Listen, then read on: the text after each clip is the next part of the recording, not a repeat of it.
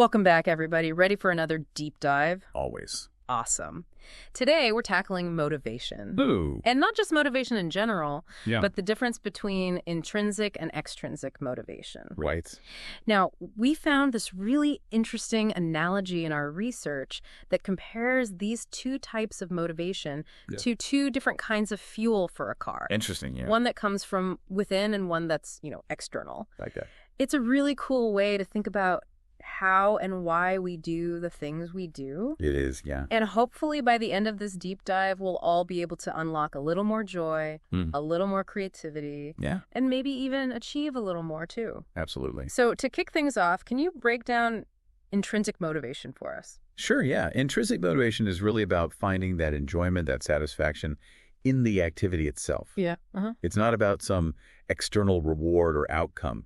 Think about those times you get completely absorbed in something. Yeah. Maybe you're lost in a creative project or deep in a fascinating book. Oh, yeah. Or even just having a really good conversation. Right, yeah. In those moments, Yeah. it's not external pressure pushing you forward. It's that genuine interest, that enjoyment that's fueling you. I totally get that. Like for me, getting lost in a good book, Yes. that's pure intrinsic motivation right there. Hours can fly by and I totally forget about everything else around me. Absolutely. But, I have to admit, when it comes to things like chores or paperwork, finding that same level of engagement, that's a struggle. Yeah, I think we all. Is it even possible to have intrinsic motivation for those kinds of things? That's a great question. And actually, it's something researchers have been studying for, decades. What's really interesting is that, yes, some activities are naturally more, intrinsically motivating, but we can actually learn to shift our perspective and tap into that internal drive, even for tasks that, maybe don't seem all that appealing at first glance. So it's not about forcing ourselves to enjoy every single thing we do. Oh, no.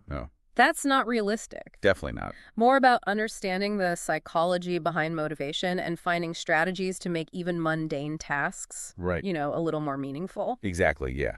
And that's really where the interplay between intrinsic and extrinsic motivation comes in. Okay. It's not about picking one or the other. It's about understanding how they work together. Gotcha. Finding the right balance, for you. So let's unpack extrinsic motivation then. Okay. What's driving us there?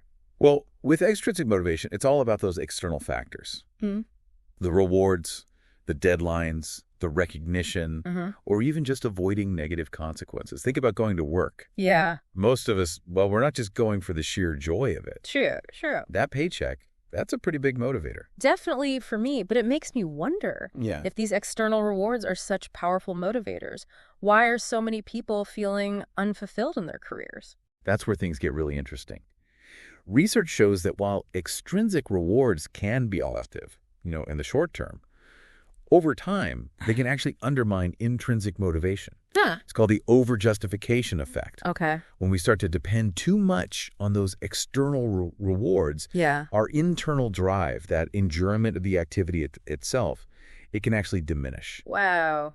That's kind of counterintuitive. Yeah, a little bit. So the more we focus on those external rewards, the less we actually connect with the task itself. Exactly. It really highlights why finding that right balance is crucial. It's not about getting rid of extrinsic motivators altogether. Yeah. We still have deadlines, consequences, those are real. Right. But it's about understanding their potential impact and finding ways to cultivate intrinsic motivation alongside those external drivers. Okay, so how do we do that? How do we tap into that intrinsic drive, especially for those tasks that just aren't inherently enjoyable? Well, one approach is to focus on building autonomy, mastery, and purpose. Those are some pretty big concepts. Can you break those down a bit? Of course. Let's start with autonomy. It's all about having a sense of control and choice in what you do. Right. When we feel like we have ownership over our tasks, we're more likely to be intrinsically motivated. Makes sense. Think about it.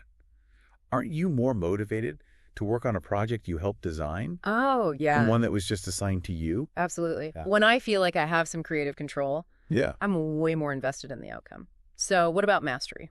Mastery is that feeling of competence, progress. It comes from developing skills, overcoming challenges.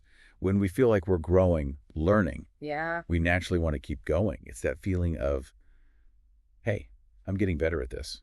I love that. So it's not about being perfect right away, No. but about embracing that process of learning. Exactly. And celebrating those small wins along the way. Exactly, yeah. What about purpose then? Okay, Purpose is about connecting your tasks to a larger goal or meaning. When we see how our work contributes to something bigger than ourselves, right. We're more likely to find it intrinsically motivating. So it's about finding that why behind what we do. I can see how that would make a difference, even for mundane tasks. If I can connect it back to a bigger goal, whether it's, contributing to my team or helping others or even just making my own life a little bit easier, right? It suddenly feels way more significant. Exactly. And the beauty is this approach allows us to move beyond relying solely on those external rewards and tap into a much more sustainable, fulfilling source of motivation.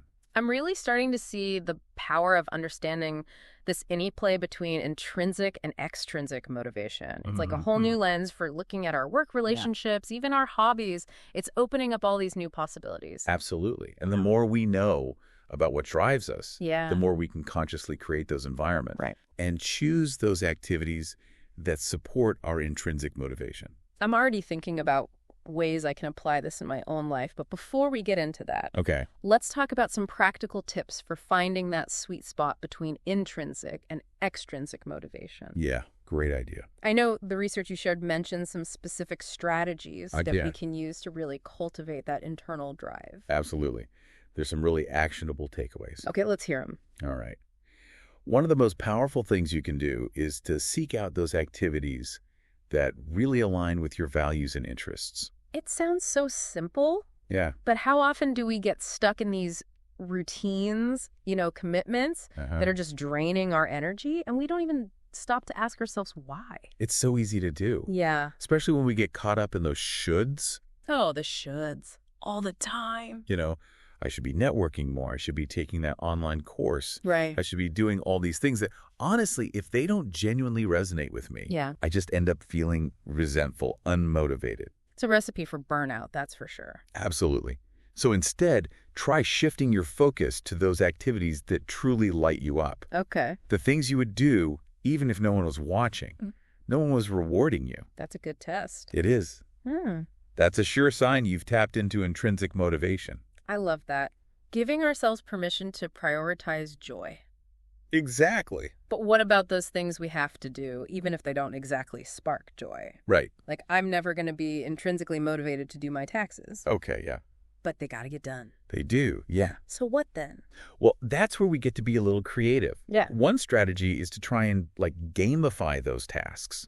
Think about setting mini challenges for yourself. Okay. Maybe create a little reward system. Or even find ways to inject some fun, some competition into the process. I actually do that with my workouts. Oh, yeah.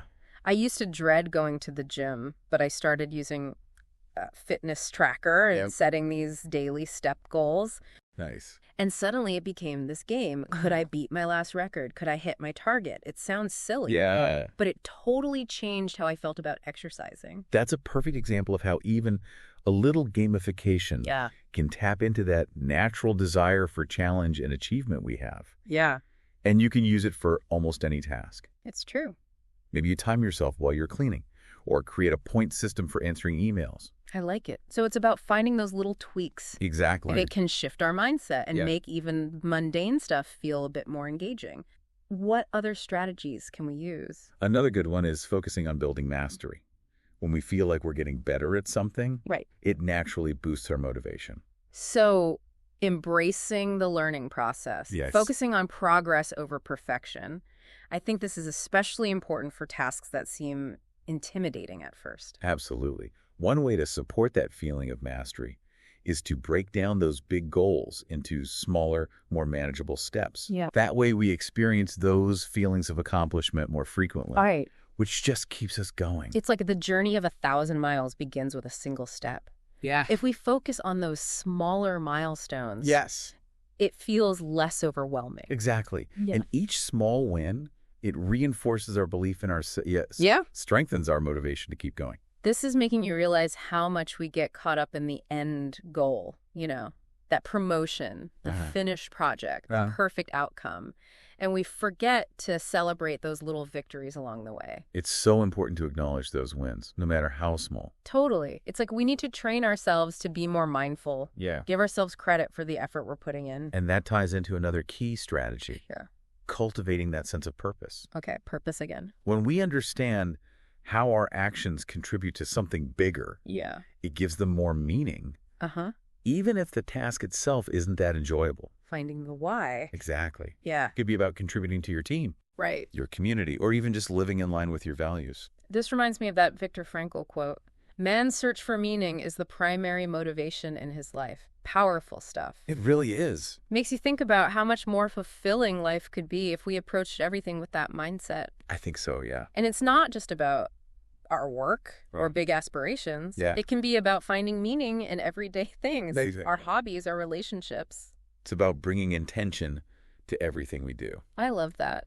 This has been so eye-opening. Yeah. I'm already thinking about my to-do list in a whole new way. But before we wrap up, Okay. I'm curious about how we can apply these insights to help others, Yeah. to help them find their own intrinsic motivation. That's a great question. I'm thinking about parents, teachers, Right. managers, Right. anyone who's in a position to influence someone else's motivation. It all comes down to creating environments that support autonomy, mastery, and purpose. Okay. So giving people more choice and control, Mhm. providing those opportunities for growth, Yeah. and helping them connect what they do to the bigger picture. So it's a shift from like that top-down approach Yeah. to one that empowers people. Exactly. And that applies to so many different areas. Right. For parents, it might be about giving their kids more choices in their daily routines and encouraging their passions. For teachers, it's about designing more student-centered learning. Makes sense. And for managers, it's about giving employees more autonomy over their work, Yeah. fostering a sense of shared purpose. It sounds like it's all about creating that culture of trust and empowerment where everyone feels valued and inspired to do their best. And when people feel intrinsically motivated, Yeah. it benefits everyone. It's a win-win. Absolutely. Okay, so to recap, we've talked about the difference between intrinsic and extrinsic motivation Right. and how finding that balance can lead to more fulfillment, Yeah. engagement, and even achievement. Absolutely. We've explored strategies for cultivating intrinsic motivation, Right. from gamifying tasks to building mastery Wow. and finding purpose.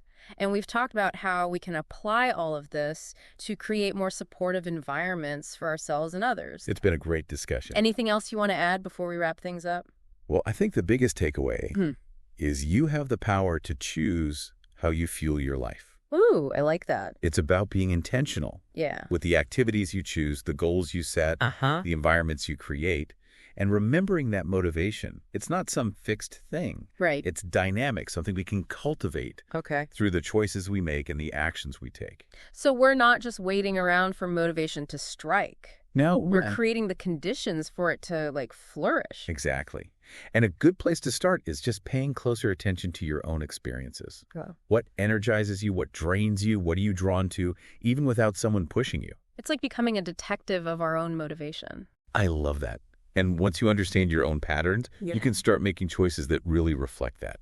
So maybe that means making time for activities that light us up. Yeah. Maybe it's finding ways to bring more purpose into our work, or even just being mindful of how we talk to ourselves about our goals. That self-talk, it's so powerful. It really is. If we're always telling ourselves, I have to do this, Right. no wonder we feel drained. But if we can switch that to, I'm choosing to do this because It can make a world of difference. it's like a simple shift in perspective. Yeah. Can totally change how we experience something. Yeah, Amazing, right? it really is.